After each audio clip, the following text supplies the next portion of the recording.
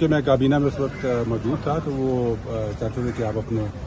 بتا دیں گے. سر وعدہ ماں گواہ تو نہیں بننے کا کہا گیا نہیں آپ بھائی کو؟ نہیں, کوئی ایسی بات نہیں ہے. اس میں صرف یہ تھا کہ وہ اس دن وہاں پہ جس طرح وہ ریز کیا گیا اور کس نے آبجیکشن کی اس کی اس کے بعد پاس ہو گیا. تو امین صاحب کیا یہ بھی سوالات پوچھے گئے کہ جو لیٹر آیا تھا, جو ایک کابینہ میں جو خط دیا گیا تھا کہ اس پہ دستخط کیا جائے, تو کیا خفیہ طریقے سے آپ لوگوں سے دستخط کروائے گئے تھے یا آپ کو بتایا گیا تھا کہ اس میں کیا ہے, کتنی رقم ہے؟ نہیں دیکھیں, وہ کابینہ نے کانفیڈینشیلٹی ایگریمنٹ کے اوپر